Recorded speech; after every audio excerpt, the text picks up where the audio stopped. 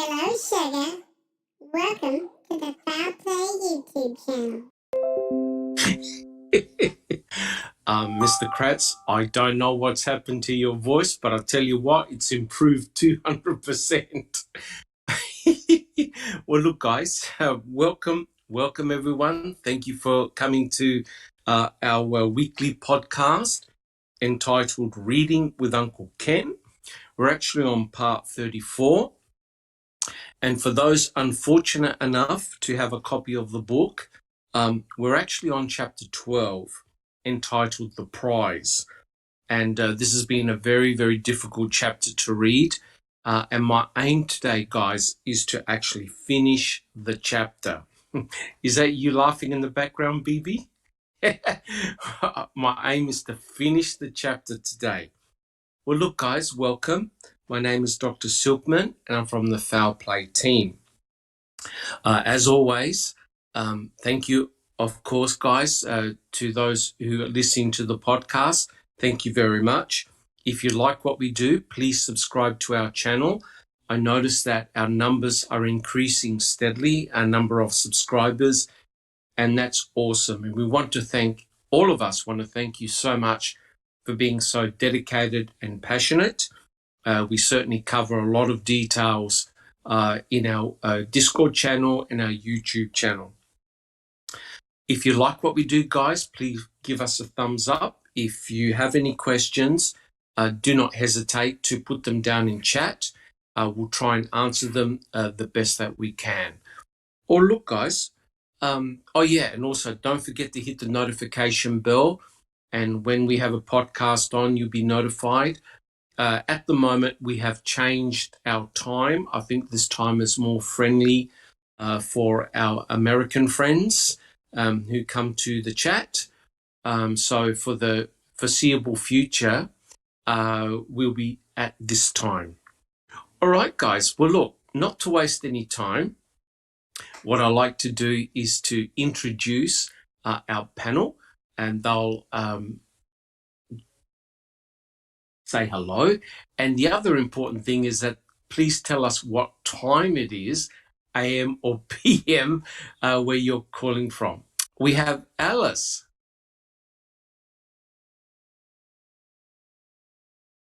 Hi everyone, thanks for joining us in the chat, and it's 10 past 10 PM here in the UK. Okay, thank you. We have BB.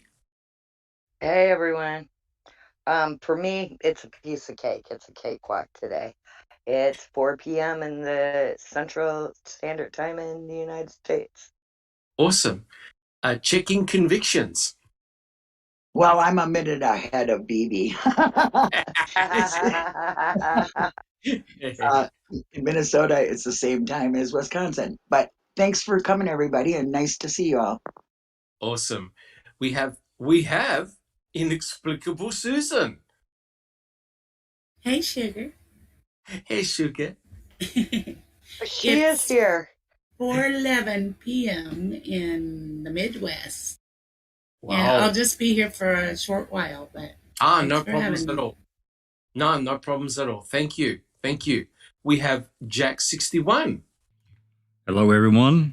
It is 5:11 p.m. here in Michigan. Awesome. We have Yoriz.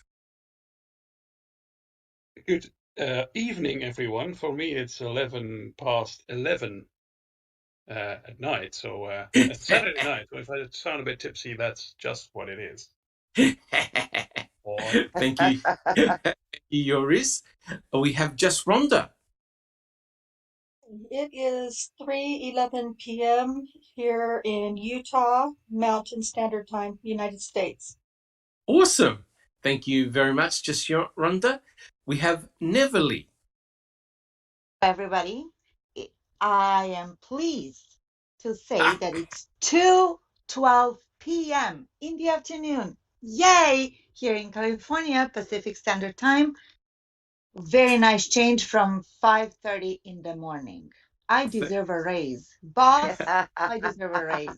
Thank God you're not addicted and complaining. Never. I can walk away anytime. Correct. Thank you very much, Neville. We have Zoe.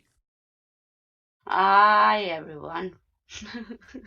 it's 11:12 p.m. where I am, so me and yours are just the F word I'm not allowed to say.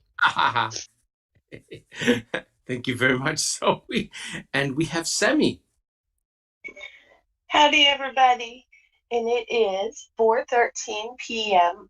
Central Standard Time here in Arkansas. And welcome to our podcast. Awesome. My name is Dr. Silkman, and I'm from Australia. And at the moment, it's close to 7:45 in the morning, so not too bad. I haven't had my coffee yet, so I could be a little bit grumpy.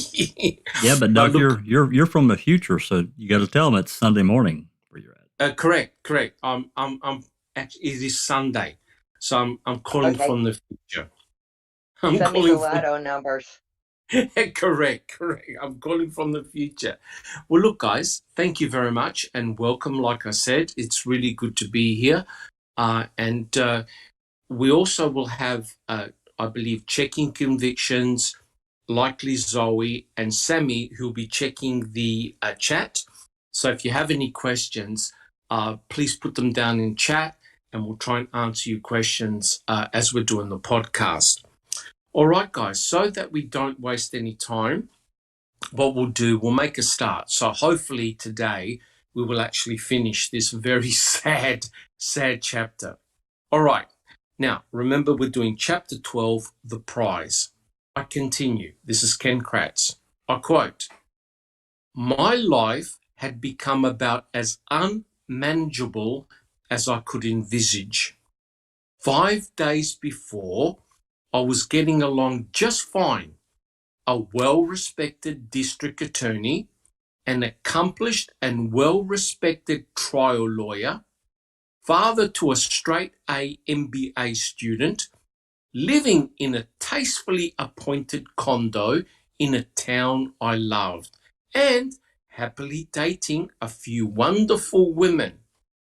Now I found myself sitting in the lobby of an inpatient sex addiction treatment facility in some 100-degree Mississippi town, having fled a media shitstorm feeding on the familiar combination of sex and politics, chemical abuse, and the inevitable fall from grace." Now, this is a serious question, and I say this with all sincerity. Here's the question to the panel. Please consider it carefully. Considering Mr. Kratz's self-confessed addictions, should every case that he was involved in be re-examined? All right, guys, who would like to go? Neville. Take me. Yes. And I'm not joking. It should be, because what he's done with Stephen and with self-admitted addiction, narcissism, pill popping, whatnot, drinking, who knows what other cases he's tried and how that went. That's a very good For point. them, right? That's a very good point. Correct. And I think correct. that's exactly what they're afraid of. So that's why they won't let Zellner near any courtroom, an open door. Correct. This potentially could open up the floodgates for sure. Inexplicable. Thank you, Neville. Inexplicable, Susan. Yeah, given the fact of what he was doing with victims of domestic abuse and how he was playing them and how he was going to make it go in court, whether they did this or that, or absolutely, they should check out all those cases as well. Because he was more or less blackmailing these women to do what he wanted them to do in order to, to get their spouses or whatever. So correct. So he essentially held all the power over these helpless victims, right? Exactly. Who just all happened to be females, right? Right. Yeah. Right. Thank you very much, Susan. Thank you. Jack 61. I think any case that he was any serious felonies, any sexual kind of charges, and anything that got pled down as related to, any kind of sexual, anything at all, assault, should be looked Yes. at. Absolutely. Yep. Very, very interesting. Because remember, it's Ken Kratz who self-confessed. It was Ken Kratz who self-reported, right? So this should be ringing alarm bells. Sammy, did you have a comment? Oh, no, the ladies took the words right out of my mouth. I agree with them. Awesome. Has anyone else got any comments on that question? All right. Now, remember, I think it was a show on Netflix, and I think most of the guys on the panel have seen it, involving those two technicians who were working in drug labs, right? And they basically, one of them was fudging the results and not actually doing any testing, and the other one was high as a kite every day, right? Now, the reason why I bring up that Jack 61, you remember that case? How to fix a drug scandal. Yeah, how to fix a drug scandal. And if you remember, I think it was the governor, someone very high up in the political circles. The attorney general. Is the attorney general. Mm-hmm. Okay, general was basically saying, oh, don't worry, guys. We believe it's only 2 cases that were affected, right? It turned out to be 10,000 cases that had to be thrown out because the results could not be validated. And as a result of that, could you imagine the mere factor that all these criminals or potential criminals, their cases had to be dismissed? And I remember that Lord knows how much it would have cost the state, but every case in which these 2 technicians worked in had to be overturned. And you remember Jack 61, they showed the mountains and mountains of paperwork that had to be shredded. It was ridiculous. It was box after box after box. Correct. And this all came about because one, I think he was a lawyer. He worked in like a private investigator capacity. He dug really deep to find the root of the issue. And I'm telling you now, if someone goes into Ken Kratz's past and has a look at the cases that he's prosecuted in, it could really be revealing and potentially very damaging. Jack 61. Side note, if I ever needed a lawyer, defense attorney, that's a sumbitch I want. Because that guy was a bulldog. And the lady from Trial 4. Oh, my God. What a dynamic team. Capicchio. Yeah, correct. Yes, correct. And the sad thing is that when we think about it, Kathleen Zellner, in effect, is doing the same thing, but the state of Wisconsin is completely blocking her and stonewalling her all the time. And there's got to come a breaking point, guys, where this can't be sustained forever. And we know that the 2 civil suit attorneys for Stephen Avery, they dug really, really deep to get to the bottom of the, Gregory Allen scandal. But unfortunately, we know what happened, guys. Stephen was arrested for the murder of Teresa Halbach. So that put a stop to that investigation. But it basically means that you need to put in a monumental amount of effort to get to the bottom of any sort of like corruption in office and stuff like that. But so would you guys agree that it would be a really good idea to re-examine all the cases Ken Kratz has been involved in? Oh, absolutely. Yeah. It needs to be studied and looked at. I think so, just by how inappropriate he is. Yeah. Correct. Yeah, definitely. Yes. It'll be very, very interesting indeed if that indeed happens. All right, guys. If we don't have any further comments, let's move to the next question. I quote. Now, remember, Ken Kratz went to a clinic to address his addictions. So he's talking about the clinic that he's in. I quote, "These guys, the other guys in my group were sick. They had engaged in horrific behaviors, hurting those closest to them, abusing power and privilege, and feeling entitled to sexually act out whenever and wherever they chose. They were selfish, some diagnosed as clinically narcissistic. They were all the things I was, but much worse, or so I thought. I don't belong here, I told the treatment director. Discharge me."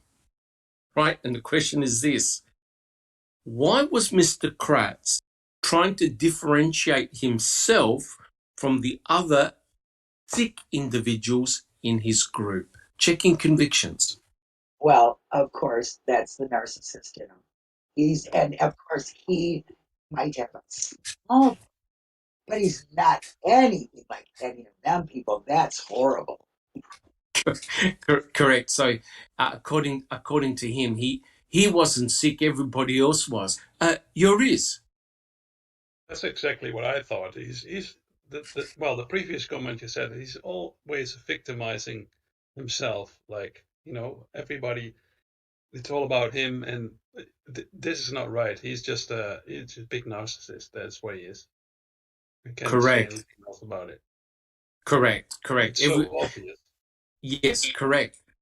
Everyone else is sick but himself, right? Yeah, that's the perfect trick you could pull off. Yes. No self-reflection whatsoever.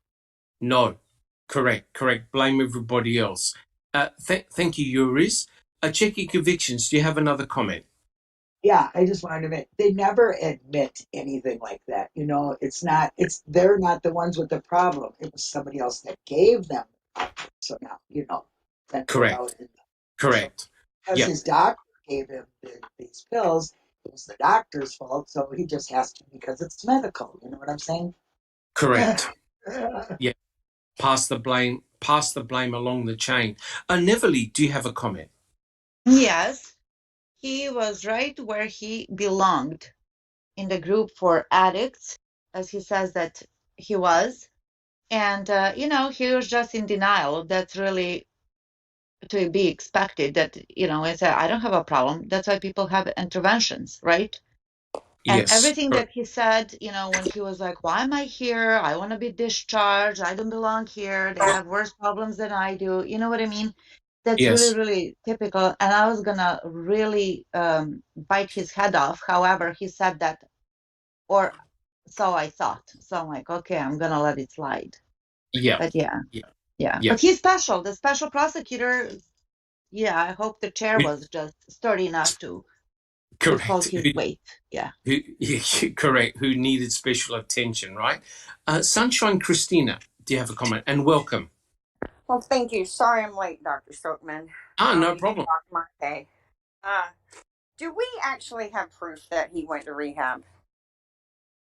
Well, I haven't found any official documentation, and I would dare say that that's all confidential.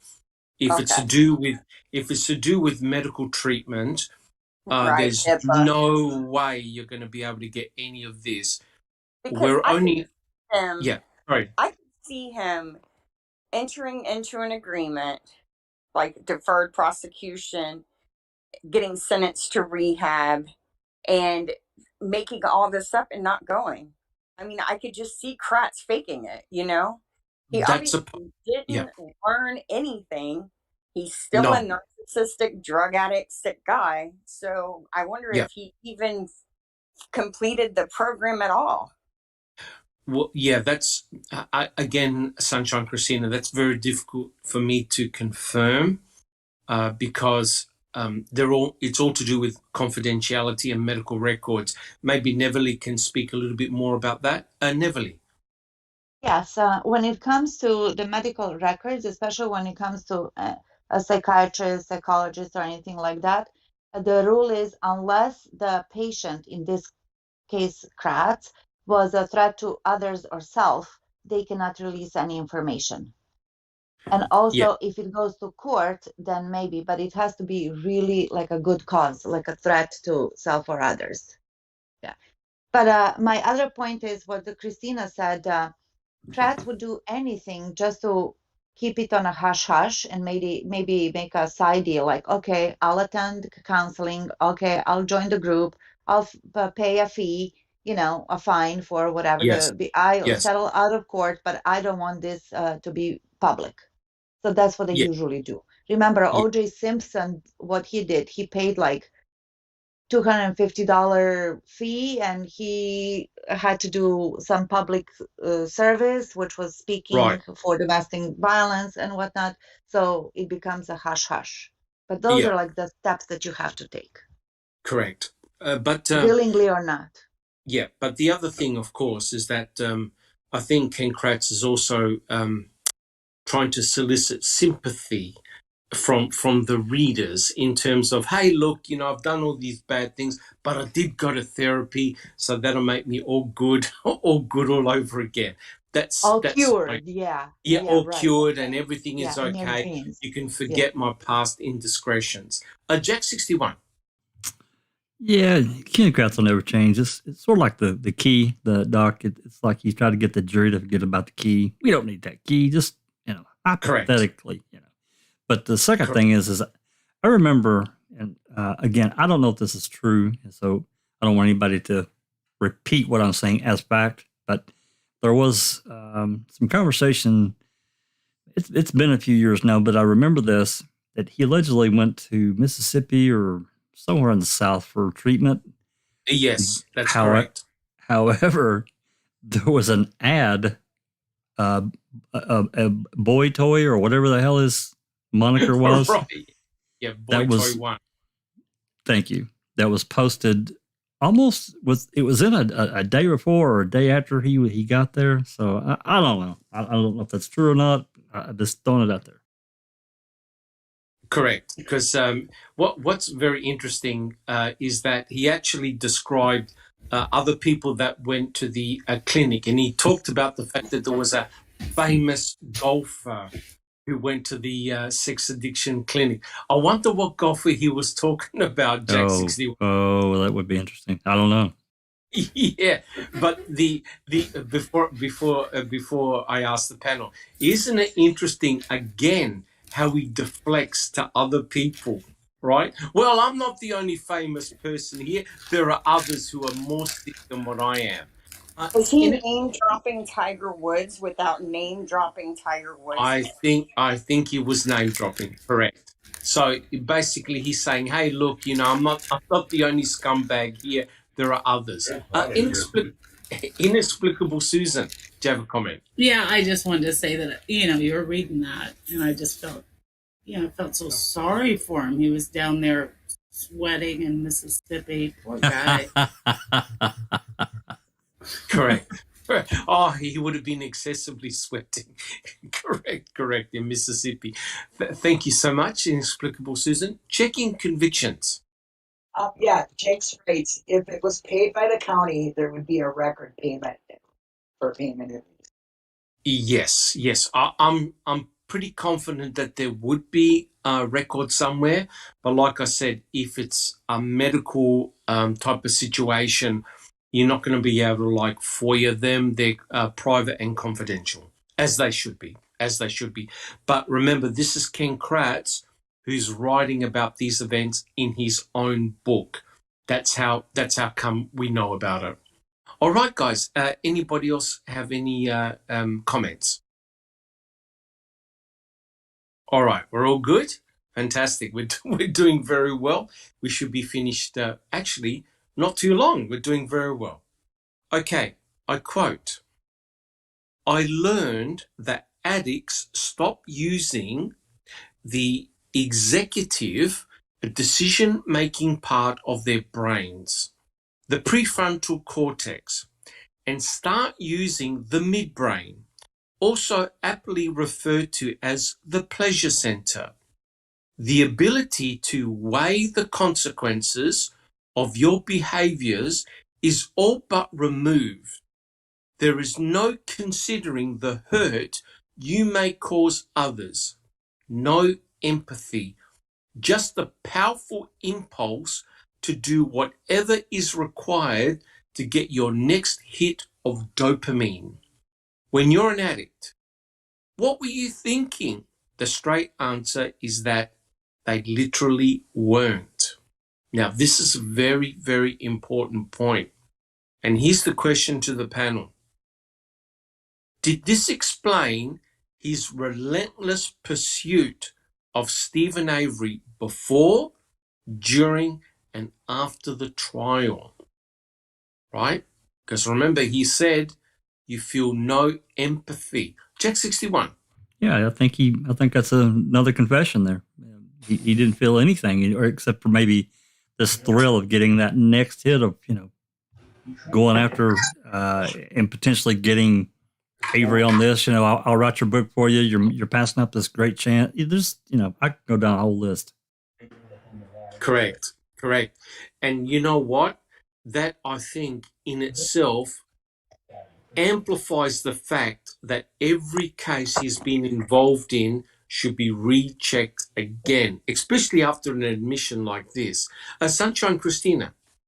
I just wanted to say that I could see him using the news conferences and the other interactions with big wigs regarding the Stephen Avery case as Yes. a drug.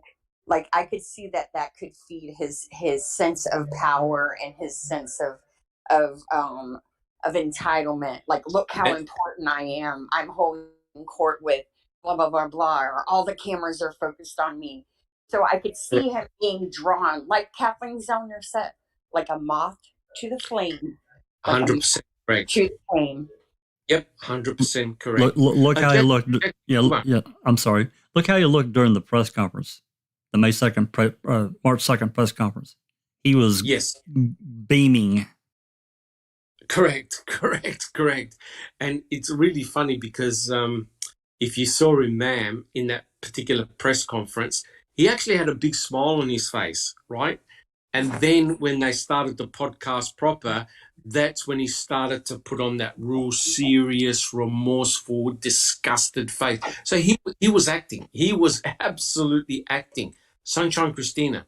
They all get caught with that. They all are caught smiling and then trying to put on the somber, severe, very tragic moment face. And you get to see their terrible acting skills, their horrible transformation. And I will say this, Making a Murderer was very wise and very good at catching that. And that, I think, what frustrates them so much is because viewing it is so obvious, right? Because they show it. They literally show the behind the scenes, and then the attempt to look like, they're actually concerned and treating this with, with gravity, like it's a grave situation, and they are really, and in reality, they didn't care. They didn't care at all. So. Correct. I've always made the comment when I saw Making a Murderer for the very first time, and I saw Ken Kratz's behavior, and what struck me straight away was he acted like he was Teresa Halbach's father, right? He took on the role of a father, a father who had lost a daughter, and his behavior was shock and awe, all directed towards Stephen Avery, and you could see the expressions in his face. And if you notice, his voice changed as well. He got that real low, creepy voice. And it's scary. It was a big act, but boy, was it effective. Right? Guys, do we have any other comments? Who's got another comment? Are we all good? Are we all good? So I think, we've discussed it already. I really believe that someone should definitely go back and check all his prior cases, especially what he's admitting here, checking convictions. Yeah, in Man's Life says every case Pratt's whole name it was attached to should be reviewed, every case. So I just wanted to get that in. Yeah, that's a very, very good point. And this is this has happened in Australia too, especially if a judge or a lawyer or an attorney has been shown to be corrupt in any particular way. They'll go through cases and check them again. And we very recently in Australia, if I could just digress a little bit, I'm not sure if people in America have heard of a lawyer called Lawyer X. And Lawyer X worked for the underworld, for crime bosses, right? And so she basically was an attorney for the crime bosses, getting information and getting them off the hook, for various crimes. At the same time, she worked for the police force. So she was a confidential informant for the police. So in essence, she was working for the crime lords and passing the information on directly to the police. So she was being double paid by the crime gangs and also by the police force, which resulted in all these criminals being put in prison. When they found out about Lawyer X, guess what, guys? All the criminals put in an appeal and they had to be released. Right? Conflict of interest, guys. Sunshine Christina. I was just going to say, I'm actually glad they overturned all those cases. First off, the story you just shared, because that's just wrong. As a lawyer, your first loyalty is to your client. Correct. So, I'm glad. Whether we agree with what these guys have gotten away with, I'm glad that worked out for them. I did a little bit of digging on Kratz, like when I first started researching. He's only, if I remember right, he's only had one other murder case in his career, and I think that one resulted in a plea bargain. So yes, he was the district attorney. He wasn't. I'm sure he had a lot of cases, but not a lot of serious crime cases. Yeah. Yes. So his dirty business is going to be found in the smaller and in his interactions with witnesses, defendants, the things that we know he was doing to them, Correct. So, but yeah, correct. It would definitely be an interesting thing to see. Correct. And remember, he called the Stephen Avery, Brendan Dassey cases the biggest cases of his career.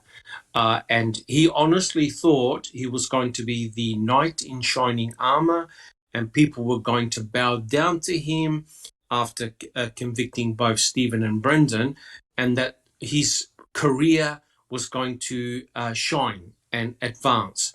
The exact opposite took place, right? And that destroyed him. Sammy, do you have a comment? Jinx says that he did a case in La Crosse and they almost got it thrown out by him withholding a report by a cop. Yeah, thank you, Mystic Jinx. Yes, I don't know. I must admit, I haven't gone deeply into Mr. Kratz and the cases that he's worked upon, but I am absolutely sure that someone probably in Zellner's office is looking at those cases, probably as we speak, because remember, you need to build up a picture of everything. And when you think about Stephen's exoneration in 2003 and his wrongful conviction in 1985, that's exactly what his civil suit attorneys were doing. They were digging deep. They were looking at everything. This is exactly what must be done, I believe, with Ken Kratz. I really, really do. All right, guys. Do we have Neverly? If I could just mention something, not only Ken Kratz, but also that Leisenberg. Oh, correct. Yeah. Correct. We already know that she goofed up big time in the Sean Rudy case, Correct. called a human bone or chicken bone, or the other way around. So Correct. yeah, I think that's, and also Cherie Culhane. Correct. Look, there's no doubt that the two individuals that need to be closely looked at are Cherie Culhane, who handled all the evidence, the swabbing, and did all the DNA results, and of course Dr. Eisenberg, who did all the forensic anthropology work, and yet refused to classify a bone found in the Manitowoc County gravel pit. Now, it's very, very interesting because Kratz, Fallon, and Garn, they prepare their witnesses, right? That's standard procedure. And it's pretty obvious that they would have told Culhane and Eisenberg exactly what to say and what not to say, right? So you know that Kathleen Zellner had an expert, a forensic anthropologist, heavily criticize Dr. Eisenberg, right? And as you'll see later at the end of this podcast, I'm going to be reading out an assessment done by Professor Bennett Gershman, right, on Ken Kratz. So believe me, people have looked at Ken Kratz and his That's a performance. good one. Yes, that's a good one. Yeah. We did I that can't wait. on a Yes. powder puff. Yeah. Remember? Oh yeah, it was a brilliant powder puff. It really, really was. And guys, if you haven't listened to it, just speak a little bit right at the end. Essentially, the girls did a powder puff presentation looking at the affidavit of Bennett Gershman, and he was hired. He's a professor. He was hired by Kathleen Zellner to look into the activities of Ken Kratz, everything. And what he came up with was unbelievably scathing. But I'll do that at the conclusion of this podcast. Yeah, the girls did a brilliant job. If you haven't listened to it, it was, I believe it was run by Sammy and the other girls, and they did a magnificent job. Powder puff presentation. It's on YouTube. Definitely check it out. Really worth it. All right, guys. Do we have any additional comments? Nan's life Yes, right. speaking convictions. Nan's life rights. Bratzville also gave a repetitive criminal a harbor. That guy skipped town, failed to report to jail. At the same time, TH reported missing, and the girl who was in court ordered to stay away from was found dead. Oh, jeepers, yeah. There we go. There we go. The rabbit hole just gets bigger and bigger, doesn't it? So, again, I seriously believe that people are looking into his cases, especially now with all this self-confession that Ken Kratz has written about. And, yeah, it'll definitely be worthwhile going over his anything that he was involved in. Be very interesting to see what comes up. All right, guys. Is it okay? We'll go on with the next passage? Yeah? All right. Okay, I quote, "As far as the general public knew, I was a rapist and a serial sexter. The news coverage surrounding the ethics case was brutal, resurrecting the original texting scandal and publicizing and bringing back shameful memories of my worst behaviors, the inappropriate comments I'd made to co-workers, the women I'd pursued on dating sites while still married, any complaints they could uncover, true or not." So here's the question to the panel. How many complaints against Mr. Kratz were dismissed and never saw the light of day? Will other victims now come out and speak up? And was this just the tip of the iceberg? All right, guys, who would like to answer that one? Jack 61. I remember there were 15 complaints. I think that when they went to the OLR, What did I say last time we talked about it? I have to go pull that up again. I think he was charged with 11 counts. And of the 11 Yes. counts, he pled no contest to 6 counts on 3 different victims. I don't know about if 15 is the correct number or not, but my guess is that I number think is it was. right. Yeah, but I think there's more, Doc, that never came forward. Correct. Typically, and I could be talking out of place here, but typically, some victims would not come forward because of the embarrassment, because of who they are, because of the shame, and also some of these crimes are historical. They could be 20 or 30 years old, and so I think there's a statute of limitations, etc., etc. Very, very difficult to prove. He said, she said. But with this particular case involving Stephanie Van Grohl, there was evidence, right? That there were texts. So that makes your case much, much more stronger.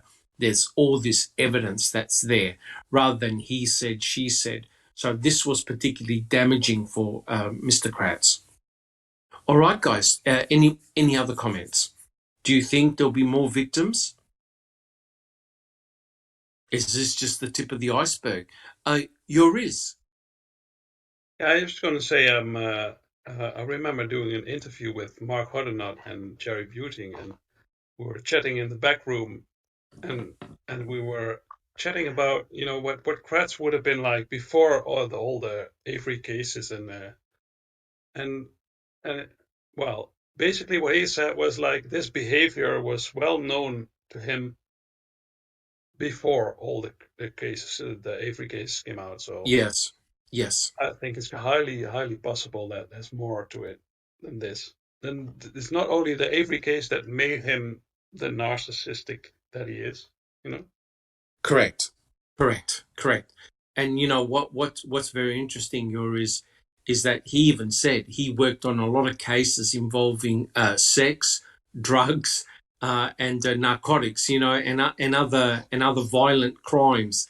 All the things that he has addictions to, right? Self-confessed, and so he was just in a terrible situation. He should not have taken on those cases, especially with his addictive personality. What do you think, Yuri? Exactly. Yeah. That's exactly it. And it's Thank you. Way before the Avery cases that started. Yes. And I remember, I'm not sure if you guys remember, there was a Dr. Phil episode where Jerome Buting and Ken Kratz were discussing the cases, and Jerome Buting dropped the fact that there was a case against him in I think it was the late 70s or 80s, right? And Ken Kratz goes, oh, no, that was all settled, nothing to see there. So isn't it interesting, Yoris, how his behavior, his terrible behavior started a long time ago? Yeah, exactly. He's just wiggling about. It's mind-blowing. But it started long before the Avery cases. He became that narcissistic. It's in him to begin with, probably. Correct. I think the Stephen Avery case and Brendan Dassey case was the tipping point for him, where everything went downhill afterwards. He was a runaway train after that. He just could not help himself. And you can see with all the sexting scandals that took place and the inappropriate behavior with female colleagues. I think the drug abuse and that totally changed the thing for him. So he could keep it under control, but not after that. Correct. Oh yeah, correct. Thank you, Yoris. Neverly, do you have a comment? In one of the women's complaints, I don't know who it was and when, that she was warned. She was either volunteering, maybe Jinx knows this, volunteering or working at some place. Forgive me, this is not like really organized thought. And she was warned about him. That the ladies that worked over there said, like, stay away from him. Therefore, to me, remember what, you know what I'm talking about? Yeah, to Yes. me, that means that he has this horrible reputation, a reputation of a pig, so to speak. Yes. So, and they were advising her to stay away from him, that he may come on to her or that nothing good will come out of it. Yes, And correct. he even admitted, he says, well, maybe you will hear stories about me. So, if you read between the lines, that tells you that something did happen, but he's trying to minimize it again and trivialize it. So, Correct. yeah. And So just because it wasn't a formal complaint doesn't mean that it didn't happen before many, many, many times. correct. And I think, is this his fourth marriage or his third marriage? Does anyone know? Well, I Fourth think it's marriage. his third. Is it? Third or fourth, it's one of those. I believe But fourth, yeah. I think that says a lot about him. Yeah, I really, really do. And plus, he admitted he was a serial cheater while being married, right? So you can't get any worse than that, honestly. All right, guys, do we have any? Bibi, did you have a comment? No, it got covered. It's fine. Right, good. All right, guys, any additional comments so far? We're all good? Beautiful. Here's the next quote. I quote, I worked hard to rebuild my reputation, but the scandal followed me wherever I went thereafter.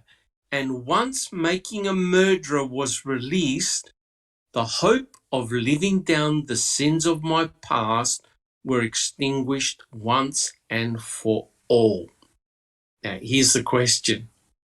Was Mr. Kratz simply projecting his emotional issues, shame, and addictive behaviors onto Stephen Avery, and once again blaming Making a Murderer for his misfortunes? Who'd like to answer that one? Jack 61. Absolutely. And I don't think anybody should ever think that he doesn't revel in the spotlight. He doesn't care what kind of spotlight it is, as long as it's on him. Correct. 100% correct.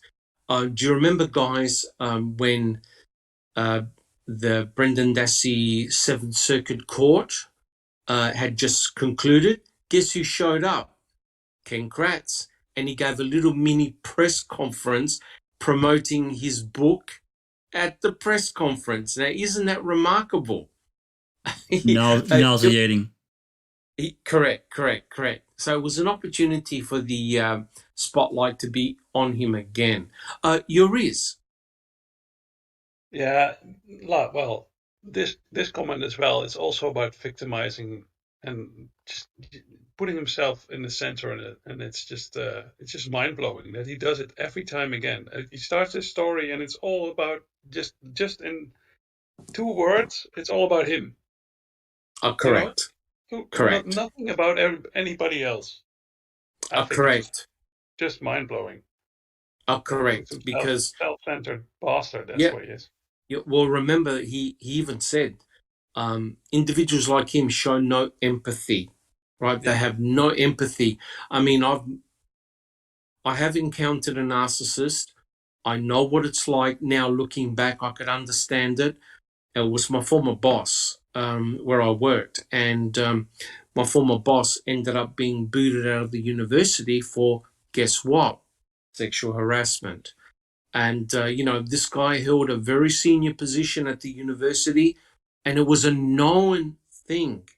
It was a known thing of his past wherever he went. Ken Kratz is exactly the same.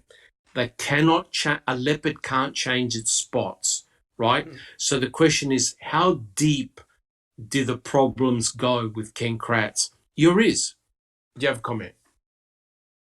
No, well, that's exactly what you say. It's like what I think. So,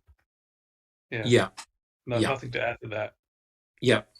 I just want to ask the panel a comment. Have you ever encountered a narcissist in the mold of Ken Kratz? Anyone?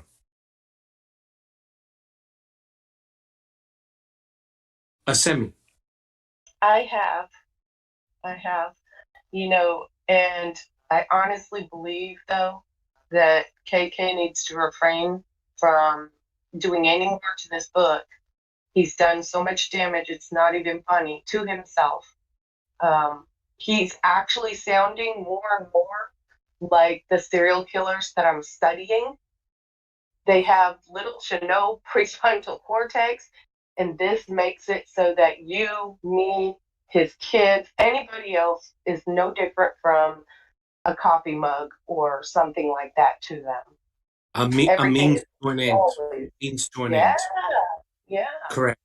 Yep. Very, very, very frightening. And don't forget, he was the special prosecutor in the Stephen Avery, Brendan Dassey cases, right?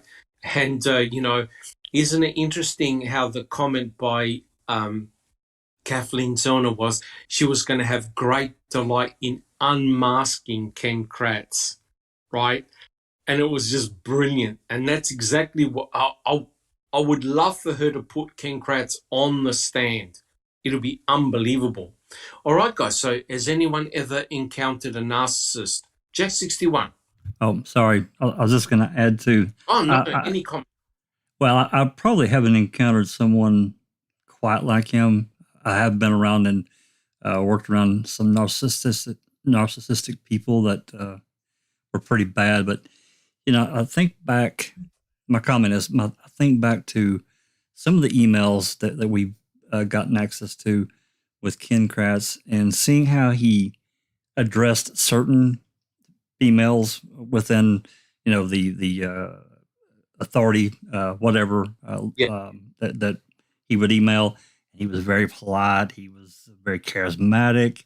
Nothing wavered at all. You would never know, just based on those particular emails, that there was anything wrong with him at all. Correct. Correct. A lot of them can be very, very charming, especially if you are important to them. But the moment you are not important to them, you're discarded very, very quickly. Like I said, unfortunately, my ex-boss, the departmental head, was extremely narcissistic, and he had a lot of issues as well. And it's very bad when someone like that is in a position of power, because they can affect the life of many individuals, right? And it's pretty obvious that some of his victims, especially Stephanie Van Grohl, who said, "Oh, I want to be a park ranger. I want to work here and I work there." Well, people like Ken Kratz would have, made all these idle promises. Well, I could talk to so and so, give you a favor, etc., etc. That's how these people work. Once you're under their power, it's almost impossible to get away. All right, guys, do we have any other comments or questions? Neverly. Like a tidbit regarding narcissists, they are very predictable actually in their unpredictable with their reactions. When you think they're going to get mad, they're actually smooth. When you think there is it shouldn't be a big deal, they pitch a fit. It all depends how they see that situation, whatever you present to them or the situation presents to them, how they can advance by it, because Correct. that's all they do. They use the information, they use people, they use situations just to better themselves, or so they think. But there's a particular cycle that goes on when you meet a narcissist. As you said, they're usually intelligent, very charming, even if they're bat ugly like Kratz is, but they're charming. There's charisma. They have a gift of gab. So to get you in, they idolize you. Oh, you're the perfect. They put that like sunshine on you, and you feel like you're the only person in this world that is being treated like this, right? Correct. Yeah. Once you're hooked, the next stage is devaluation. Then they start talking bad about you. They put you down, and the abuse starts, whether it's verbal or mental, emotional. Not everyone is physically abusive, but emotional abuse is worse than physical, if you ask me. Correct. Correct. And then, the time goes by, but in that time you're confused. You're asking, but why? Why is he acting like this way? Or why is she doing this? Whatever. And then while you're all used and confused, they're already looking for the next supply. Oh, that's And correct. then they do a narcissistic discard. And that's they say that's the most painful thing to go through. Correct. Yeah. Correct. So Correct. then the next victim, goes through the same treatment. Idealization, devaluation, and discard. Yep. Same cycle. You've just described my boss, my ex-boss, and I was just thinking of all the times he did exactly that. Not only to me, but to many other peoples in the department. Unbelievable. Thank you. It's just that abuse cycle that goes on and on and on. Yeah. Correct. Jack 61. Just to add exactly, very briefly, just think about those text messages that you sent to SVG, Senator Van Gro. Think about those. He was, he blowing her up and, interesting. And then she didn't answer him because she didn't want anything to do with him. She was trying to be nice. And what did he do? He started devaluing her, Correct. It was exactly what Neverly just described in a pretty quick, it happened pretty quickly, but he did it. Correct. It's That's why I said they're predictable in that way. Oh yeah, and that's why his victims have all said exactly the same thing, right? First of all, he says, "Oh, you would look lovely in a dress. You would look lovely in high heels, etc., etc., etc." And when they rejected his advances, well, okay, don't bother, whatever. So he was always looking for the next victim, right? All the time. But my comment here, guys, is that isn't it amazing? His book is anti-making a murderer. This is not the first time he's blamed making a murderer for his misfortunes, the misfortunes of Colburn, Lenk, and others, right? He's always blaming making a murderer. What do you think, guys? Is he justified blaming making a murderer for everything? Hell no. Jack 61. Yeah, he blames it. He does that, and I don't think it's justified. And even beyond that, and you get into this Giltro theme, they blame making murder for some crazy conspiracy stuff. Going as far as bringing in JFK and aliens, and it's like, what the hell are you talking about? Correct. Like, and it's also like, and I think I may have mentioned this last week. This one Gilter, somebody had asked a question about the 85 case, and then about the Halbach case. Right, wrong, or indifferent, whatever. And this Gilter said, well, it was definitely he basically agreed that there was some conspiracy to get Stephen Avery in the 85 case, but that could never happen in the Halbach case. Correct. What? Correct. So it's remarkable that when it's so overt what Kacerik and Vogel did and others against Stephen Avery, they cannot believe one step further, and that is involving a murder, right? Now, I'm telling you right now, had Penny Bernstein been murdered, Stephen Avery would have been up for murder 101. Do you guys agree? Absolutely. Right? Yes. There's no question. Had she been murdered, he would be still rotting in prison. No question about that. It was only a miracle of God that Gregory Allen didn't end up killing Penny Bernstein. Otherwise, he would have been... Because remember what Stephen Avery said when they arrested him. He turned to his wife and he said, "Oh, they're accusing me of murdering some girl." Imagine if Penny Bernstein had been dead. They would have, in fact, they even used that against him in court. Checking convictions. Oh, I'm sorry. I didn't mean. Okay. Does anyone else have any comments? So was Ken Kratz justifiable in blaming making a murderer for his misfortunes? Yes or no? Alice, we haven't heard from you for a while.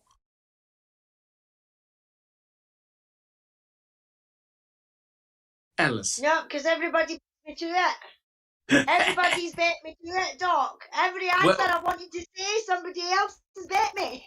well, here's your chance. Was it justifiable for Ken Kratz to blame making a murderer for his misfortunes? No, he would blame anybody and everybody. If Making a Murderer never came out, he would have blamed somebody else. He probably would have blamed the victims. That's just the kind of person he is. And as I've always said from the beginning as well, the March 2nd press conference for somebody who has just been told all these gruesome details by a young lad, the face on him, it wasn't a sad face or anything like that when he was saying these vile things that happened to Teresa. There was like a smirk and like a gleeful kind of look on his face. I just want to punch him. I really do want to punch him in the face. I really do. But that is just him, and he loved every minute of that interview. Correct. Because that's his fantasy. That was him playing out one of his fantasies, and maybe a couple of his fantasies. You know, Correct. You never know, because he's a fucking pervert, and we've heard reports on that he was supposed to be wanting to build a bondage room, or he had a bondage room, or something like that. You know what I mean? So correct. It wouldn't get past me. So it doesn't surprise me in the slightest that he is blaming everything on Making a Murderer than rather take the blame himself. Really well said, Alice. 100% agree. Correct. But it's so easy for him to blame Making a Murderer for his misfortunes. Unfortunately, Making a Murderer revealed just his horrible behavior to millions of people, right? And so by writing the book, he thought, okay, he can make it better. But the book actually turned against him. It made things worse, right? And he had to write a second edition after Ma'am 2 came out, right? And don't worry, guys, we'll be covering those chapters as well. All right, so do we have any other comments? We're all good? Sammy, any questions? How are we going in the chat? We're doing good. I do want to say that as far as KK goes, we may possibly be looking at the book that never ends because he loves to edit his crap. Correct. I have a feeling there'll probably be a third edition. There'll be a third edition coming out. I'm sure of it. All right, guys. Well, we're nearly finished, which is great. So here's the next quote. I am proud to say that despite losing friends and my career as a prosecutor, despite being ruined financially and professionally, I have held fast to my recovery and the things I learnt in treatment. Here's the question. Does anyone seriously believe that Mr. Kratz is a reformed individual? What is the chance that he has already transgressed? Who would like to answer that one? Jack 61. Leopard don't change its spots, Doc. Not a chance in hell. He hasn't reformed anything. He's just trying to get away. He's just trying to put out this story that, oh, I went to treatment. I'm all good now. I'm cured. People like that don't get cured. It's like an alcoholic or a gambler. They just have to deal with it on a daily basis. Correct. On a daily basis, 100% correct. Thank you, Jack 61. Checking convictions. Oh, yeah. Well, I believe in change, but, there's amounts of change. There's change in the weather. There's change in people that just did a bad thing, like, I might have stole something, never stealing it. That's has made his life. I believe he was born the way he is, and I don't believe there's change for him. There's special places for him, but I don't believe there's change in him. Yes. Sammy, do you have a comment? Actually, I believe that this just taught him more about how not to get caught, how he's supposed to behave, what his reaction should be rather than him changing. It just educated him further to the perpetrator that he is. Yeah. You mean to be more devious and get away with it? Oh, yeah. Yeah. Well, the amazing thing is, right, in this chapter, he said, I've done nothing wrong. I have done nothing wrong. Legally, I have done nothing wrong. Because he says, I was a DA, but I never had sex with Stephanie Van Grohl. So, what's the issue there, guys? So he basically wanted a slap on the wrist and everything to go back as per normal, right? And that clearly did not happen, right? So why should he get special treatment, whereas anybody else in society would have been facing probably jail time, for what he did? It's crazy. Jack 61. He absolutely would have if he'd have went through the system like, he rammed Stephen Avery through, or probably a number of other, over 25 years of other cases that he prosecuted men for doing exactly what he did. Yes. Well, the scary thing is this, right? It was the way he portrayed Stephen Avery was almost a mirror reflection of himself. When you think about it, right? What did he say about Stephen Avery? Oh, he met Teresa in a towel. So that's obviously got sexual connotations. Oh, he used Star 67. He had to be luring her to the property. Despite all the ridiculous statements, he knew exactly what to say. And isn't it interesting? They're the same techniques he used against his victims, right? Unbelievable. So one wonders whether he's had a lot of practice in the past doing these devious things. All right, guys, any other comments? So I think what you said, Jack 61, is 100% accurate. How can he be standing on the stand prosecuting others when he's done exactly the same thing? It's completely ridiculous, right? Completely ridiculous. All right, guys. Now, what we'll do, we've got 2 more questions to go, and then I'll summarize. Okay, our next question. Unfortunately, attorneys have one of the highest rates of addiction and depression of any profession. The competitive work atmosphere, a tendency towards high standards and perfectionism, and the risk of harsh consequences for professional misconduct all combine to create a systemic obstacle to lawyers seeking assistance. Right? So here's the question. So basically, Ken Kratz is saying, being a prosecuting attorney is bad for you. So here's the question. Why did Mr. Kratz willingly take on the Avery and Dassey cases, knowing precisely the notoriety of especially taking on Stephen Avery? Why did he do it? Who can answer? Jack 61. He couldn't resist. This is right up his alley. He knew damn well he could use this, but again, any kind of spotlight on him, which again, he doesn't care if it's a good light or a bad light. It's just as long as the light's on him. Yep, that's right. Correct. As long as his name is in lights, right? Because remember, right in one of the early chapters in his book, he says, well, Stephen had almost like a star-like persona. He was regarded by some as the poster child, and there'll be extra scrutiny on me being a prosecuting attorney. Despite all of that, it didn't stop him one bit. He was like a moth to a flame. He couldn't resist it. Do we have any other comments, guys?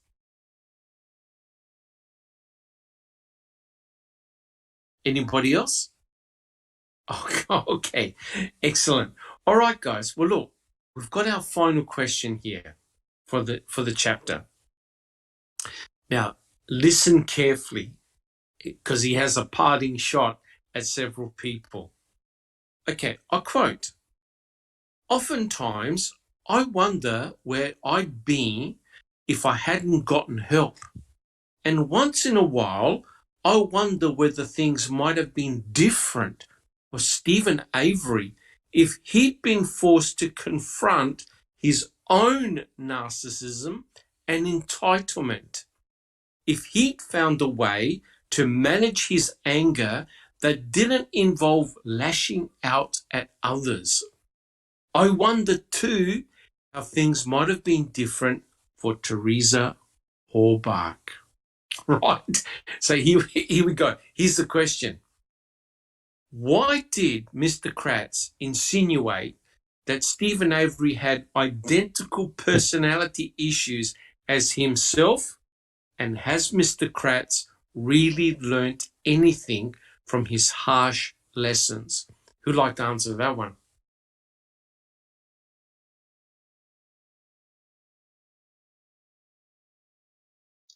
Okay, can you say that again? Yes. You want me to say the question? Yes. Okay. Why did Mr. Kratz insinuate that Stephen Avery had identical personality issues as himself? And has Mr. Kratz really learnt anything from his harsh lessons? Checking convictions. Okay, well, first of all, harsh lessons. Okay, I don't think he's had harsh enough lessons, right? Good point. Good point. So do you think he's learnt anything? Him have the same, if he, no, there again, there's another fantasy of his. He wishes he could be, not so intelligent person that got the limelight for being wrongfully convicted. Is that what he wants? Is he saying that he had the spotlight Stephen did, and then Kratz took it away from him, and so that's what they have in common? I don't, you know what I'm saying? I don't understand. Correct. Well, he Yeah. basically accused Stephen Avery, I quote, confront his own narcissism and entitlement. Right. So exactly the issues that Ken Kratz admitted to having, he's now saying that Stephen Avery had the same issues and he needed help. Right? Yuriz. Yeah, I think Ken Kratz is extremely jealous of everyone in this case being more popular than he is. So Yes. Stephen Avery is the first one. Jerry Buting is another one. Everyone that's gets around this gets the same treatment, and this is the way he chooses to do it. Correct. That's what I But think. don't you think it's really disgraceful that he's now comparing himself to Stephen Avery and projecting his personality onto Stephen Avery and then saying, well, if he had gotten help, things would have been different for Teresa Horbach? Well, excuse me, Mr. Kratz, what happened if you got help 20 years ago and you wouldn't have done all this crap later in your life, right? Exactly. Yeah, exactly. It didn't make any sense whatsoever. Nope. Any other comments, Yuris? No. Okay. Alice. Yeah, well, one, Stephen's not a narcissist, so he's only calling himself out on that. Two, entitlement.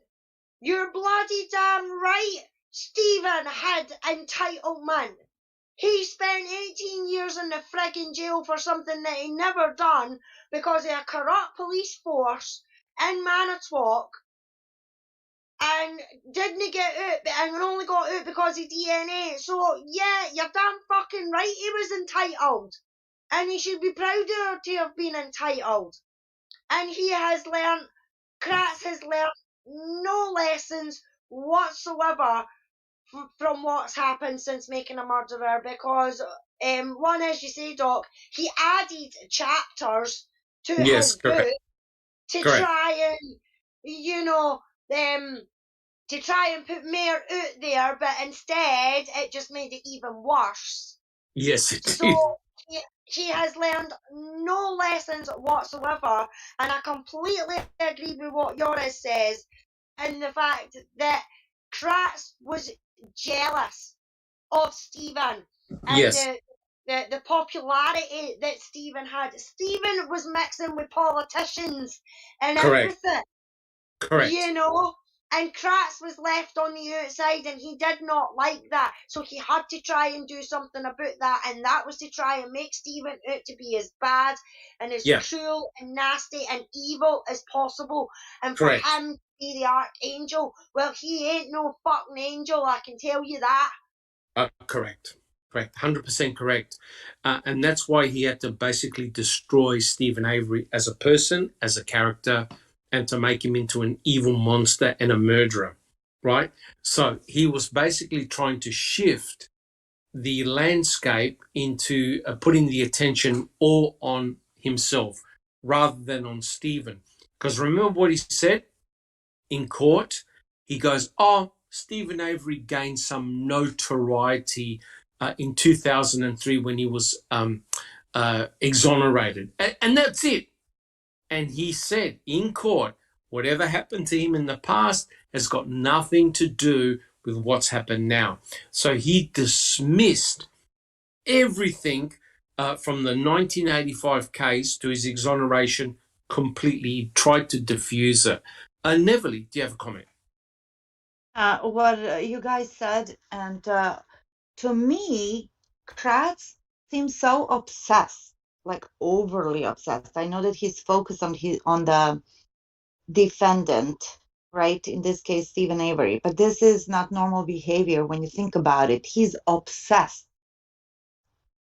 And whatever he said, the narcissism in Stephen, and as Ali said, of course he is going to be entitled to some repercussions, or no, not repercussions, some, Well, anyways, basically rewards what from happened to being, him. Correct. yeah, The state but the state did wrong to him. He deserved to get the money. Sorry, yes, never but continue. no, that's okay. But I really do not see, from all the phone calls that we've listened to, from watching Ma'am for 25 times in a row, depicting every single possible minute of it, and then going backwards and analyzing. I really do not believe, and I don't know how many other people believe, if any, that Stephen is narcissistic. No, Stephen no. has empathy. That's the Correct. crucial element that Correct. narcissists lack, like Kratz. No Correct. empathy. He has, no morals, scruples, boundaries, and everything else. But empathy is the defining characteristics that narcissists lack. Stephen has plenty of empathy. And he Correct. showed that in interviews, he showed that into interrogations, in phone calls, and everything else. Correct. And So, yeah. he also And was very concerned for his nephews, right? Because he kept on yes, arguing with his sister, right? So if he yes. didn't give a stuff, he wouldn't have been concerned. He wouldn't have been worried, but he was. Sorry, He Neverly, showed continue. such empathy and care for Teresa and her parents, actually. Oh, correct. He Correct. kept Yes, he did. saying, because that's a horrible thing to go through. Correct. Because he He knew what was it was like. worried about Teresa, exactly. Yeah, he knew what loss was all about. That's 100% So, correct. yeah, so the second question, did Kratz learn anything from his whatever Harsh. therapy that he went through? Absolutely nothing. Nothing. He He hasn't is learned. the same. And he can't learn because he doesn't want to. And as he said, the cerebral, the frontal cortex, or whatever, the brain, his brain is in his pants. I'm sorry, but it is. Yeah, correct. Yeah, very much. Thank you very much, Neverly. Does anyone else have any comments? Sunshine Christina, do you have any comments?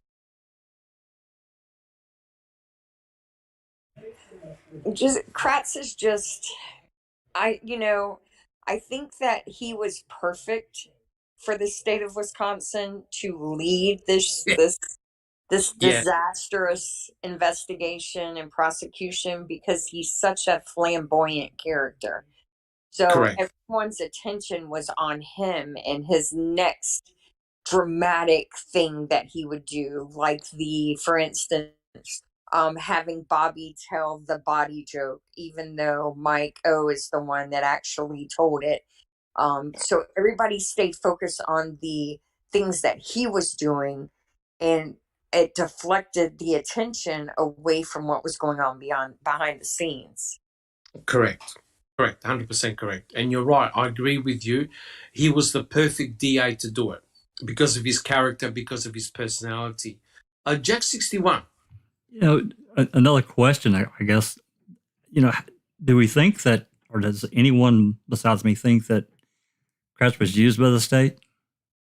They knew his character and knew he would lie to this, and basically, Well, someone had to know. Someone had to know, because remember, Rora passed it over to him because of the conflict of interest.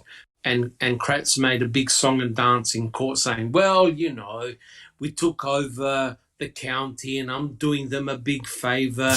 That's why I'm a special prosecutor, bum, bum, bum, bum, bum. Right? As though he's doing it for free. He would have got handsomely paid. oh, right? absolutely. But he wanted them, he wanted people to kiss his feet to sort of say, well, you know, I've taken on this big task, and, you know, Stephen Avery, he's this character. He's got a lot of attention on him. His aim was to destroy Stephen Avery, his character, everything, right? Oh, yeah. Well, I mean, you know, the grassroots kind of movement that was going on around Avery for the 12 extra years that he served, that you know, he was wrongfully convicted for. Yeah, Correct. And there was some he did have some notoriety, and he was hobnobbing with you know, state representatives and so forth. His Avery bill was coming up, and you know, I mean, I'll say I know, we can strongly think and suggest that there were probably meetings behind the scenes that was like these people were probably pretty irate. I'm talking about authorities, you know, maybe even probably even some law enforcement officials Yes. that were pretty upset about it, you know.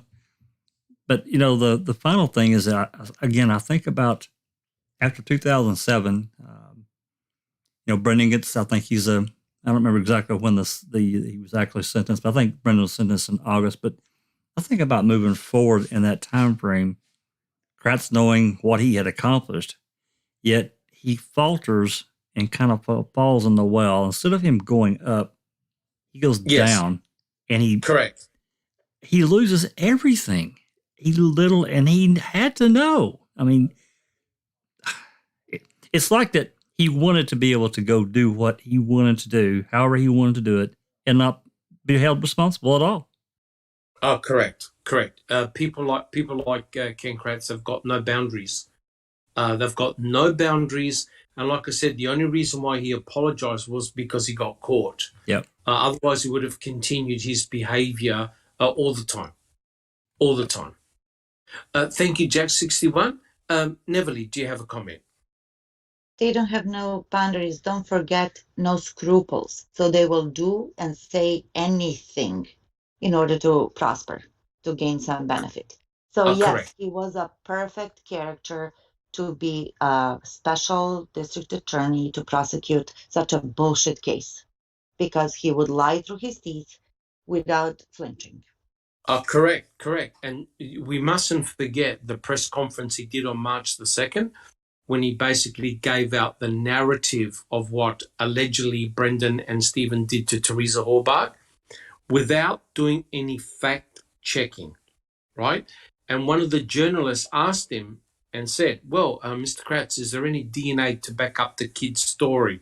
And he sort of, he knew he had to mumble something, because he knew that there was nothing backing up what Brendan Dassey told Fassbender and Wiegert. Or more accurately, what Fassbender and Wiegert told Brendan, right? So it was a shocking situation. And there's no point. What's the point of closing the gate after the horses bolted? It's a waste of time. All right, guys, do we have any other comments? Are we all good? Beautiful. Well, guys, believe it or not, we have finished the chapter, which is praise the Lord, we have finished this horrible, horrible chapter entitled The Prize. But that's where it doesn't end. So what I'd like to do is to spend a couple of minutes now talking about... One second. What chapter is that in his book? Chapter 12. And how many chapters are there in total? 16. Okay. 16 chapters. But the other chapters are not too bad. The prize was a fairly big, extensive chapter, but some of the other chapters are relatively small, that we could do them in a podcast. Or checking convictions. Oh, I just wanted to know, is this going to be like, we should finish this for the New Year's thing, right? For New Year's Eve? This will be the end of the book. Well, don't worry, we'll have plenty of podcasts to come, that is for sure. But what I'd like to do is to finish off with an assessment of Ken Kratz, right? Now, like I said to you before, the girls did a really great podcast, a Powder Puff podcast, and essentially what Kathleen Zellner did was she hired Bennett Gershman. Now, Bennett Gershman, he's a professor of law at Pace Law School in White Plains, New York, and he's an attorney licensed to practice law in the state of New York. Essentially, he's got a massive amount of experience. And so he was hired by Kathleen Zellner to have a look at Ken Kratz's performance. And I quote, "Based on my knowledge, experience, training, study, and scholarship, it is my opinion that Ken Kratz engaged in professional misconduct prior to, during, and after the criminal trial of Stephen Avery." Now that is a massive, massive charge against Ken Kratz. And I quote, "Kratz was aware of the ethical responsibilities of prosecutors as," I quote, "ministers of justice, with the special duty to see that the defendant is accorded procedural justice and that guilt is decided on the basis of sufficient evidence." Right? So he's already having a massive go at Ken Kratz with the press conference. Now, the girls in the Powder Puff, entitled Misconduct of a Special Prosecutor, went over this. So I'm going to only quickly do a conclusion. Now, these are the conclusions that Gershman came up with. I quote, "The following are my opinions based upon a reasonable degree of prosecutional certainty. A. Kratz's statements at his press conferences constituted professional misconduct. Kratz charging Stephen Avery based on Brendan Dassey's confession constituted professional misconduct.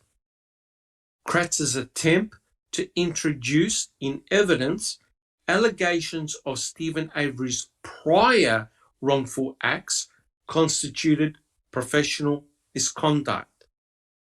Kratz's pursuit of inconsistent and irreconcilable theories at the separate trials of Stephen Avery and Brendan Dassey constituted professional misconduct. Kratz's request for aiding and abetting instruction in the Avery trial constituted professional misconduct. Kratz's public dissemination of inflammatory information about Stephen Avery constituted professional misconduct. And, final point, Kratz's jailhouse contacts with Stephen Avery constituted professional misconduct. So you can see here that Ken Kratz erred in so many areas of the law. And to finally put this is what Gershman wrote. This is a very important point. Moreover, there is an uncanny parallel between Kratz's solicitation of Avery as a private lawyer and Kratz's solicitation of vulnerable women when he was a prosecutor. In 2010, Kratz was investigated by the Wisconsin Division of Criminal Investigation for sending inappropriate texts and email messages to women, including victims in domestic abuse cases Kratz was then prosecuting. There were at least 10 women who complained about Kratz's improper sexual overtones to them. The state investigation led the Wisconsin District Attorneys Association to call for Kratz's resignation, for Governor James Doyle to initiate removal proceedings against Kratz. And after Kratz involuntarily resigned for the Office of Lawyer Regulations in 2011 to bring a disciplinary complaint against Kratz, alleging several counts of professional misconduct. Kratz was found to have committed professional misconduct by violating the attorney's oath, which includes abstaining from offensive personality. Wisconsin Rules of Professional Conduct, SCR 20.8.4, he was suspended for 4 months from the practice of law. The Wisconsin Supreme Court upheld the suspension. So you can see that Gershman was incredibly scathing of Ken Kratz's behavior before, during, and after Stephen Avery's trial, which is remarkable when you have a fellow colleague like that of such high standing absolutely rip apart the performance of Ken Kratz. All right, guys, do we have any final comments on Professor Gershman and his comments?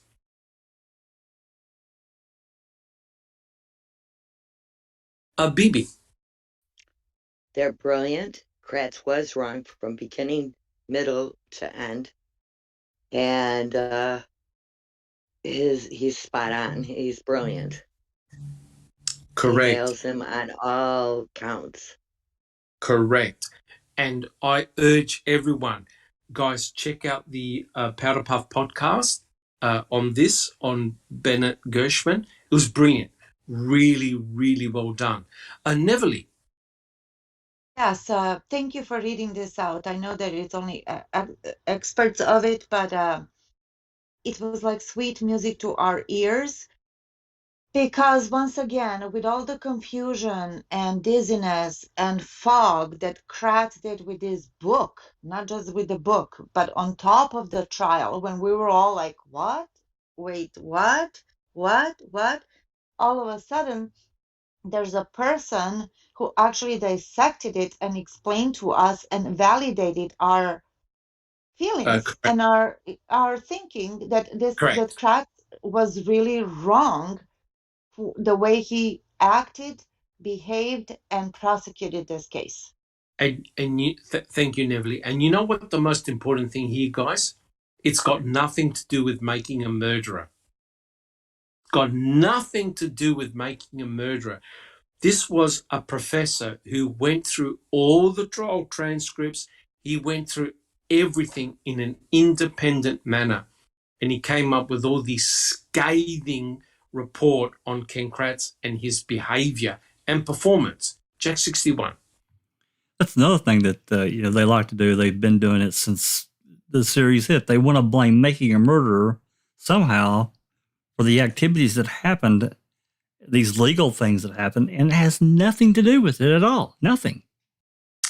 Correct. But you see, Making a Murderer is the easy target. Sure. Right? And that's why you've got the Colburn and Netflix conflict that's going on at the moment, because Netflix is an easy target. But if you have a look, what's happening? You've got all these exposés about wrongful convictions all appearing on Netflix. And that puts all the attorneys, the judges, everyone in the spotlight, and they hate it. Alice. Yeah, I was just going to say, Making a Murderer takes the blame for something, and that is showing the corruption that happened and is still happening in fucking Manitowoc County. That Yes. is the only reason why they are up in arms about it, because the spotlight has been put on them, and there are criminal activities that are probably have been going on for decades have been brought to light, and they do not like it one little bit, because the world is watching Wisconsin and has been since 2015, since this broke. So yeah, Making a Murderer is to blame for something. It's to blame for bringing the convictions and the wrongful convictions of Stephen and Brendan to light. That is the only thing that they are to blame for in the whole thing. And Kratz just can't get over that, and neither can the rest of them. That's why Coburn has gone through with the Netflix case for him, is because it showed him in a bad light. Well, maybe if he wasn't a bad Polish, then he wouldn't have been shown in a bad light. Correct. And, you know, the amazing thing is this. Now, I know that Jack 61 did several open mics regarding the 4 years and also the reading of some of the civil lawsuit depositions. What's remarkable, and Jack 61, Sunshine Christina can back me up on this, is that Stephen Avery never received an apology. No one ever admitted to any wrongdoing whatsoever, even though it was blatantly obvious that Stephen Avery was targeted. And what's remarkable here, he's doing exactly the same, right? You know, he's blaming everybody else for his misfortunes. He can't take the responsibility for himself, right? He can't say that he was wrong. He did wrong. And that's the whole attitude, as Alice just said, of what we see in Wisconsin. And just to prove that that's the case, look what they're doing to Kathleen Zellner. They're stonewalling her at every opportunity, right? Fallon writes a letter. Garn writes a letter. Yeah, we'll give you the cremains, knowing full well that the cremains are gone, right? So it's a big farce. And the terrible thing is, it's still continuing today. Guys, do we have any other comments? All right. Well, I just want to end with this, and this is very, very interesting. This is the professor. Now, we know that he had, Ken Kratz had all these domestic abuse victims that he was sexting. And this is what the professor said. I quote, Kratz tried to defend his appalling behavior towards the women by raising incredible, inconsistent, hyper-technical, and puzzling arguments. His claim that he wanted to amicably resolve the disciplinary proceedings, according to the Wisconsin Supreme Court, quote, borders on the intellectually insulting. Now, trust me, if you've got a fellow colleague that roasts you like that, you're in huge, huge trouble. Now, anyone reading this document on Kratz, would you employ him in your office? Would you employ Ken Kratz in your office? Alan? Nope. Not a chance in hell. Nope. Alan would. Don would. I would I wouldn't even let him put the garbage up. I'm sorry, absolutely not. Correct. But what's interesting is that, and I think Jack 61 alluded to this, we were privy to some of the emails, and you could tell that Fallon was getting really pissed off with Kratz because Kratz kept on missing these appointments, right? And this was all during the time of the depositions of the post-conviction depositions for Brendan Dassey. He was also embroiled in the sexting scandal, so he kept on missing all these important dates. Fallon may not have known, or maybe he did know what Kratz was up to. All right, guys. Well, I think we'll leave it here. We've nearly gone for 2 hours, which is much more than what I thought we were going to go.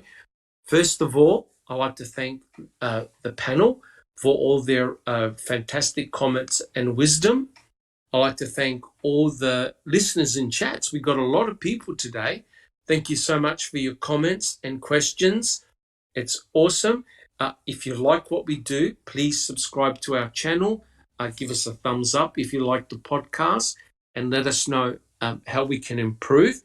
But really fantastic that you guys came along and listened to the podcast today.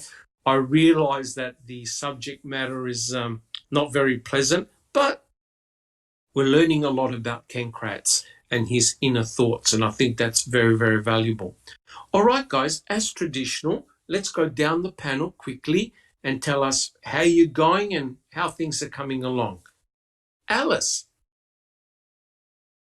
Yeah, all good, Doc. Nothing new. Still trying to fight with my computer, so but I'll get there in the end. And now, Fassbender hasn't gone anywhere close to your computer, has he? The fucker better know of. I don't know what I'll be doing it. Thank you, Alice, for your comments. BB. I'm good. Same old, same old. Everything's good. Awesome. Awesome. Nothing to see here. Move along. Yeah. Yes, yes. Thank you, BB. Checking convictions. Well, nothing new. Just kind of maybe this week on Tuesday and Thursday. You know, Jeff Jones has his After Dark series, so we've been talking about the Gabby Petito and Petito. Yeah, that's terrible. Yes. Terrible story. So we're gonna probably talk about that on Tuesday, and maybe if the Laundry family isn't involved, it might be coming to it. Yes. Yeah. Other than that, just kicking them out. Thank you, checking convictions. Jack 61. Lord, more FOIAs. It's been an interesting, past few weeks. We've gotten a lot of really good information. Got some more recently, and got to get that digested and sorted. As you talked about a few minutes ago, I did dive into to the depositions, which we had never really done in depth. And as we go along in time, I would like to do as many as we can. I'm trying to find out for our own protection about the copyright issue. I mean, some of these are public, but not all of them. Like I said, there's about 30. Yeah, there's about 30 total. And of that 30, I think there were 6 that were released through Coburn's lawsuit. Those are public, and we're safe there. But the other ones, I don't know yet, so I'm going to stay away till I get an answer. Yes. I actually expected a couple of FOIA CDs today, but I actually expected them yesterday, but they didn't show up. And there's nothing major there. That's an interview of Dolores Avery, which we don't have a copy of. It may be out there somewhere, but we don't have it. And then also the video of Buting and String in the privacy room. We don't have our own copy of that, so that's coming. And then we got some other things that, like I said, we got to look through and see. I don't know. Maybe we can present it tomorrow. I don't know. We'll see. Yeah, and also like to commend both you and Sunshine Christina for getting the documents on Gregory Allen. They were mind-blowing. Yeah, it really was. It really was. That whole process. We're trying to understand it better. And just to quickly recap that, this guy, think about it. Allen, he raped Penny Bernstein in 1985. He turns around and, he did some other things definitely in Manitowoc County or the surrounding counties in Wisconsin. Yet he's traveling over to Milwaukee. He raped and beat the crap out of this other lady in 1991. And then he gets caught in 95, wasn't he got caught in Wisconsin, I think? He got caught in Green Bay in 95. Okay, Yep, so go then, ahead. so then, whatever happened with the CODIS, this detective, Alan's DNA pops in 99. The detective, he sees that Alan's serving 60 years. I don't know if there were probably conversations, I'm guessing, within their police department. We'll never know for sure, I guess, but they didn't do anything with it. There was an inquiry within a few years, but by May of 2005, a judge signed a warrant for his arrest. Of course, it takes time for that to get processed through the system. The actual warrant was prepared in September of 2005. Again, thinking about where they were in the Avery case. Yes. So they're in the midst of the depositions. So, and then of course, a couple of months later, all hell breaks loose for Avery. But then Alan's not actually extradited until December of 2007, long after everything's over. And again, nothing is publicized. Nothing's in the news. I tried finding it. I literally tried Googling Gregory Allen cold hit, DNA 2007, 2005, 2000. There is not one article that I can.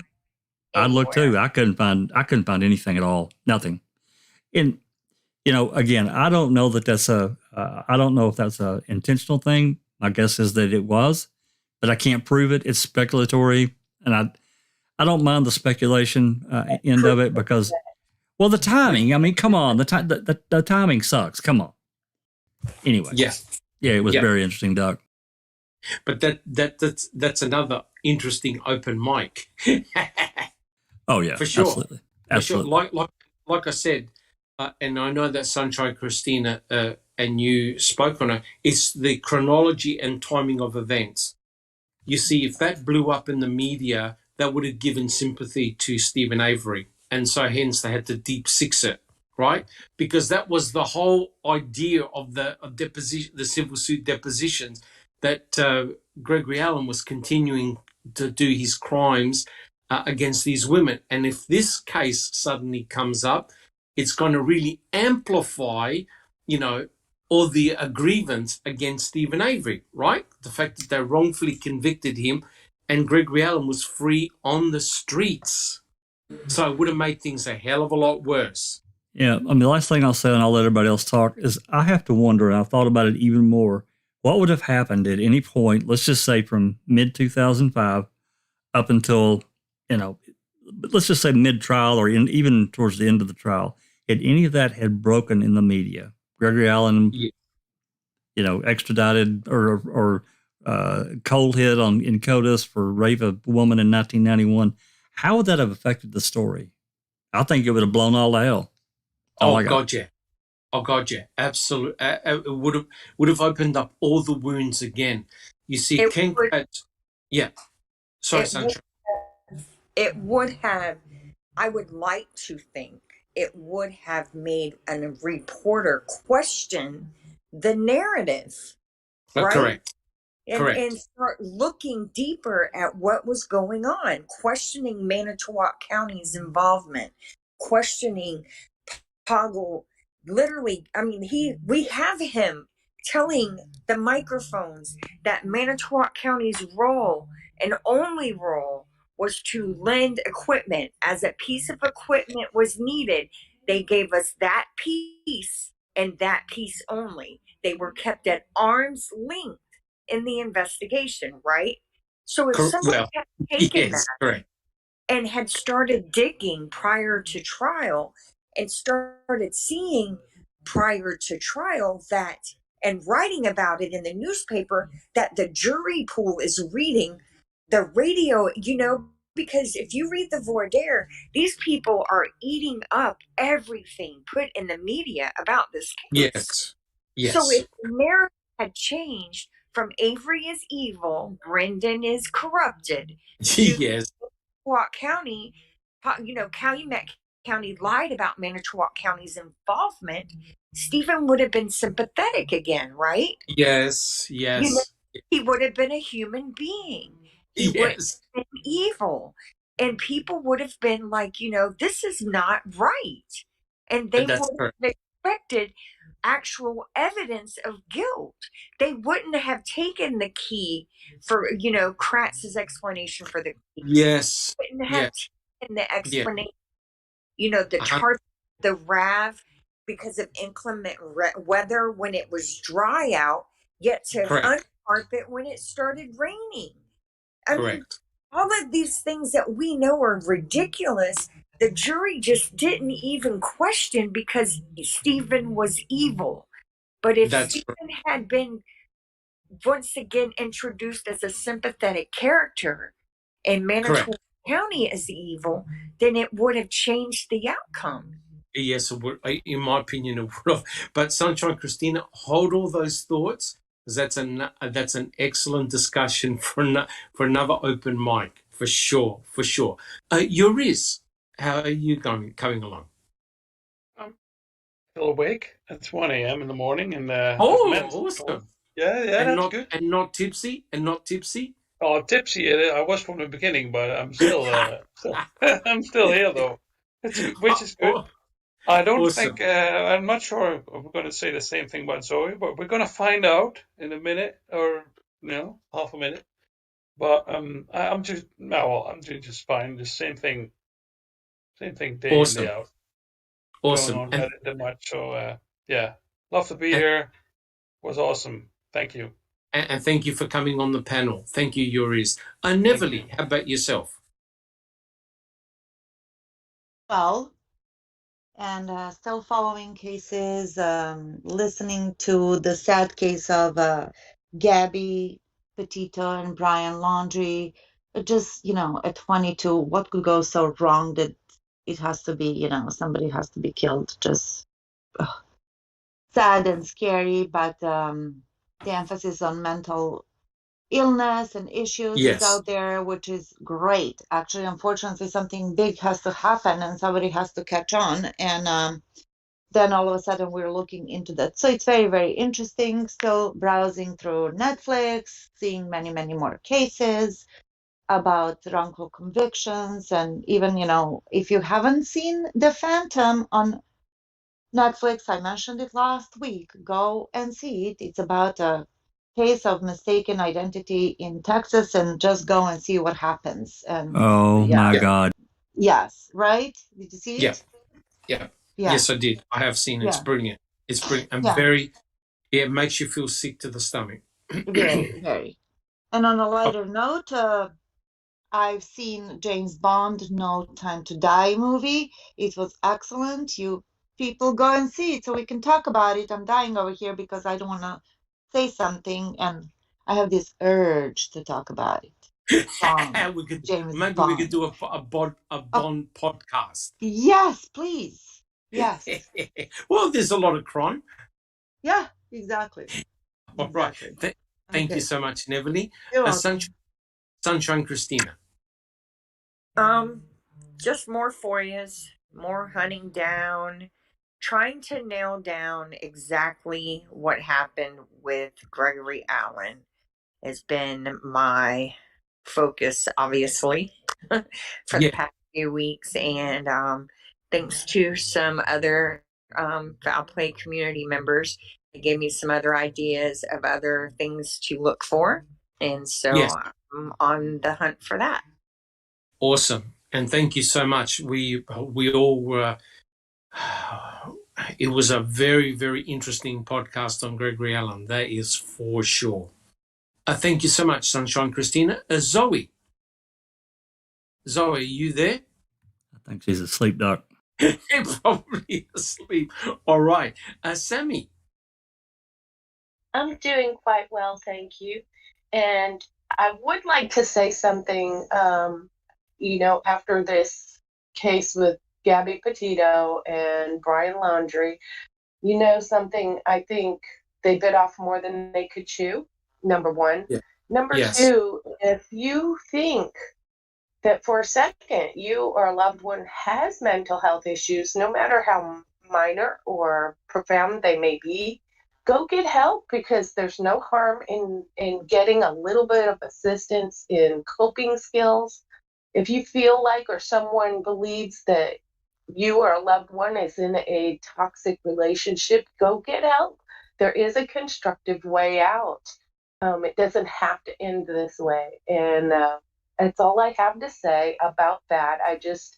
I really want to encourage people to do more self-care. That's Yes, all. But how yes. are you coming along? Yeah, so far, not too bad. My healthcare is coming along quite nicely. We all miss my poor dog Dante, who we had to put down a couple of weeks ago. The house is extremely quiet. It's very weird not having a pet around, but you never know what the future may hold. But I'm focusing on getting better so I can recover. So that's my number one priority, just so I can walk again and drive again. That's the important thing. All right, guys. Well, look, thank you so much, guys. Thank you for sticking around and listening in. I'll catch you all next week, guys. This has been a Foul Play production.